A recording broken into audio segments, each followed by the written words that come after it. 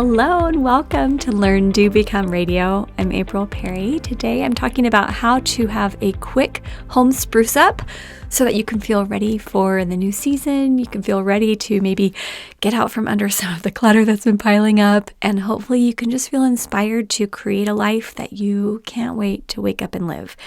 And I know when I say that, you're thinking, April, but I have heavy stuff I have to deal with, and there are problems out there, and maybe you're feeling sick, or maybe there's just stuff that's weighing on your mind right now, and you're thinking, I'm not waking up excited. I'm waking up overwhelmed and frustrated, and I don't like it, and I'm living in Groundhog's Day, and no matter how hard I try, I can't get out. If you're feeling that way, I'm sending a huge hug, and I want to let you know that I have completely been there. I've actually just come out of this cold that lasted so many weeks. I don't think I rested enough during it. I kept pushing myself to do things. So I totally get it, but I want to help you. And today's podcast, I am confident will do that for you. On our show notes page, I have a before and after photo. If you go to learndobecome.com/episode 189, you can see it. But it's a before and after from one of our community members at Learn, Do, Become that really gave us a lift. And in the before picture, it actually looks like a very normal room where, yes, there's clutter and there's stuff on the tables and, the flat surfaces, but there's places to sit and you can kind of move around. It's not like you can't function at all. But the after photo, the reason I love it so much is it just looks clear, inviting. There aren't, random things all over the table. You actually have space to set things down. And it just feels like, okay, I can breathe. And that's the thing, is that often it's the piles of stuff hanging around and the lack of clear flat surfaces that can cause friction and or overwhelm in our lives.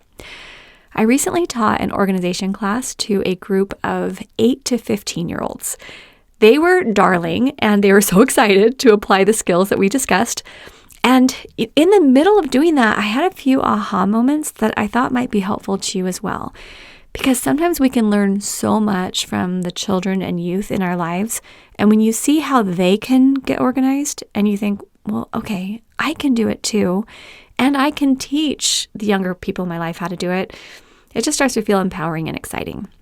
So when I was asked to do the class, I asked the one coordinating it if they could bring a junk drawer or two, maybe if a couple of the students who were coming could just bring some drawer or something that we could actually organize together. Because I didn't want to just talk about theory. I wanted to show them if you have a big pile of stuff, you can make that into organized space, and it's not hard. And two of the participants actually brought one of those large cube organizers. You know how they sell them? I think they're kind of like either fabric or plastic, but the big cubes that you can stick in a closet or put, next to your bed or whatever. So each of them had a large cube full of miscellaneous items that they wanted to organize. And so that's what we did. We organized it using the 3-box method, which I'll link on our show notes page, or you can find it in one of our past podcasts. But right now I'm just going to share 3 lessons that I learned. Lesson number 1, when there are a lot of different items in one space that aren't united in purpose, our brains feel overwhelmed. When I showed up in the class, we took our chairs and put them in a circle, and we put the 2 bins in the middle. And I started by asking them, how do you feel when you look at these bins? And there was a tangible feeling of dread in the whole room, even those who didn't own the bins. They just said, oh, it just feels like so much. I just don't really want to clean it. It's really overwhelming. And this principle really applies to every area of our lives. If it's stuff on our shelves or random items in drawers, too many thoughts in our heads. When we can't categorize something as, for example, markers, go here, or client archive files that I don't need to do anything about, go here, or cooking utensils, go in this drawer. If we don't have those kinds of categories, our brains search for some commonality, and it ends up being like when your cell phone is searching for service but can't find any. That drains the battery, even though the phone isn't even functioning. I'm sure you've had that experience before. So when your brain is thinking, what category is this? What category is this? And it comes back with nothing. They're all different. This is just a big hodgepodge. That's really overwhelming to us. Now, Daniel Levitin wrote a book called The Organized Mind. That's amazing. And he talks about this quite a bit. Our brains naturally need categories in order to make sense of the world. So something like a junk drawer, unless it's truly where you put a specific number of miscellaneous items that you know how to find when you need, it's going to cause instant overwhelm. So that was lesson number 1, that we need the items in one specific space to be united in purpose, have some category that our brain can, make sense of. Principle number 2, or lesson number 2, the majority of what is in our piles is unnecessary. When I was there teaching the class, we dumped everything out. I said, okay, first job, just dump them. So 1 box was on the left, 1 was on the right.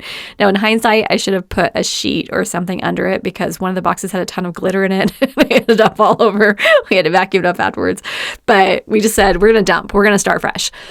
So we did that. And then I said, now just pull out trash. And while there were, only 2 people with the bins, there were maybe, 10 people there. So everybody pitched in to help, asking the person, is this trash? Is this trash? And we had a little trash and recycle bin. So they did that. After we got the trash out, then we looked at the very small piles that remained. And I said, now, what did you notice in that step? So they all looked at the trash bag, in back of the piles we were sorting, and they could easily see that most of what had overwhelmed them, 3 minutes before, was incredibly easy to toss or recycle. So I want you to just think about that in your life. If you've got a huge closet or something, or a room that's a mess, or a garage, there's probably a lot that can be recycled or tossed in there. And that's going to whittle it down so it won't be so overwhelming. All right, and then lesson number 3, eliminate the unnecessary so that the necessary may speak. That's a quote by Hans Hofmann, and I heard it long ago, but it still inspires me. We often hear that less is more, but then we keep shopping and gathering and acquiring things like our lives depend on how many physical objects surround us when we die. And really, when you remove everything unnecessary, now you're showing yourself, your family, your friends, those that you lead, those that you influence, here's what matters to me. This is where the necessary is speaking. And this doesn't just apply, obviously, to our stuff. This applies to what's happening in our lives. I'm going through a big process with Eric right now where we're making some evaluations over what we've been doing the past few years, what we want to remove from our lives, what is most essential. I should probably do another podcast on this, but I made this whole list of what fuels me and what drains me, and I'm moving forward on that. But when you think, how can I eliminate the unnecessary so the necessary may speak? If you put that question in your mind while you're doing this spruce up, this decluttering, that's going to help you to be able to determine what needs to go. So we went through the 3-box method, and I'll just explain that briefly. Episode 51 goes into detail, but you have 1 box for, trash/recycle. You have 1 for donations, and then you have 1 to put somewhere else. And then whatever's left is what you keep in that spot. And if you just pick a spot in your room and then go clockwise, you can get the whole thing cleaned up. You just want to work in bursts. You don't want to do the whole office or the whole house all at once. You want to work in short bursts so you don't have stuff all over. So the donate discussion was actually really helpful because I noticed that the students that were there wanted to just put things in the trash. But I remember there was a whole grouping of embroidery thread that was pretty much brand new. And the person was like, oh, I just throw it away. And then the adults there said, you could actually donate those. They're brand new. I bet someone would love it. So we had this really good discussion where we saved things from the trash or recycle, put them in donate. That was amazing. Another little side note on this, our daughter Aaliyah had her baby shower here at our house 2 days ago from when I'm recording. And so we had friends and family and this just wonderful time together with our first grandchild that's due in June. So we're super excited. But she has a few friends that went to college with her, and she just graduated with a major in geography, and global studies was her focus. And a few of her peers from her geography major came, and they brought her these darling outfits and a little board book that they purchased from a local thrift store. They all went together to the thrift store and they picked out these darling things, and they were in really good condition. And I looked at it and thought, okay, these are so cute, and that was so kind of them. And they're students and they're on a budget. So at first, as I was looking at it, I just thought, oh my gosh, that's amazing. These students who are trying to budget, they went to a thrift store, like that's great. But then Aaliyah said, in our global studies major, we really focus on sustainability. And so instead of going and buying something new, they went and found something that had been thrifted. And I really love that I have now these clothes and this book, for my new son, and we're practicing sustainability. So that was just another little bonus there. But I think learning how to donate, how to recycle, how to help give the things that we're trying to get out of our lives and put them into a better place.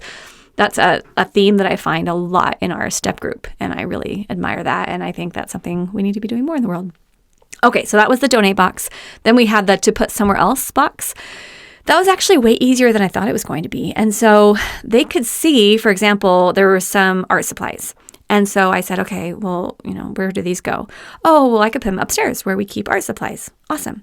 One of them had hair ties and like nail polish, things like that. And they said, oh, yeah, I could put this in the bathroom vanity area. And whenever they were confused about an item, I just said, well, where's the first place you would go to look for it? And then they just knew. They knew where they would go to look for it and what made sense to them. And it was really cute because I got a text from the coordinator the day after, and her daughter had been one who'd brought the box. And she said, oh, my daughter went straight to work when she got home and came back with several boxes to donate and put in the garbage. And I love that because if I had known how to do this when I was younger, I would have done the same. But I didn't know how to look at a room and just focus on the trash for 10 minutes. I thought as long as a piece of clothing fit, even if I never wore it and didn't like it, it was my responsibility to keep it in my drawer or closet or under my bed where I would shove everything in case I desperately needed clothing someday. So I kept so many things I never wore. I maybe wore 10% of my clothes and everything else was just shoved into drawers and shoved under the bed. And I also felt like the rest of the house already had its own piles to deal with. So putting something somewhere else wasn't like being responsible or something. It was better for me to let my own space pile high in order to protect the items from getting lost or contributing to the overwhelm of the whole family. So I just grew up with these totally different beliefs, and I didn't know it was possible to have clear space. Aaliyah and I actually spoke about this in the Empower Students class that we taught last week. I'm not sure if you're a part of it, but if you want to see a replay or sign up for it, go to learndobecome.com/empowerstudents. I'll have a link on the show notes page as well. But she shared some specific ways that parents can help children or students ages like 10 to 20 to organize their lives. And she shared stories from her own growing up. And it still floors me when she says, I honestly have never known the feeling of overwhelm, because that was my nearly constant state until I was 30. So whether you are helping your own children or your students to learn organizational skills, or if you're simply implementing something like the 3-box method as you do your own home spruce up, I just want to send really a huge hug and some love and encouragement, because we often don't realize how much the things in our lives weigh on us. But the gift is that when we do remove the unnecessary so the necessary will speak, the lift we feel is typically well beyond what we expected. All right, if you're ready to go and you're thinking, I'm going to do the 3-box method and I'm going to do a spruce up, or you can apply any other decluttering method that you've learned and want to do, that's great. But our Learn, Do, Become directory that has all of our podcasts listed by length and topic and all our videos and everything on it, Taryn put it together. It's learndobecome.com/directory. Again, I'll link that to the show notes as well. But it has a comprehensive list of all the posts and podcasts that can help you specifically clear clutter. Like we have a clean a drawer challenge. We've got one about cleaning closets. We've got things about the emotional, drain as you're organizing. So I can keep you company on some of those past podcasts. I really do recommend you start with a 3-box method. It's very simple, but then you can click around and listen to more if you want more support.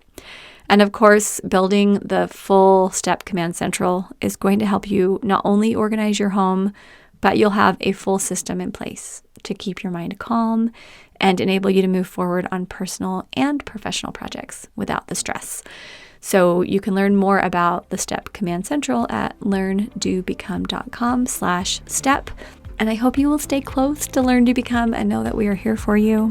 And we genuinely want you to wake up excited, go to bed content, and just be organized and happy and enjoy your family and enjoy your life. We'll see you soon at learntobecome.com.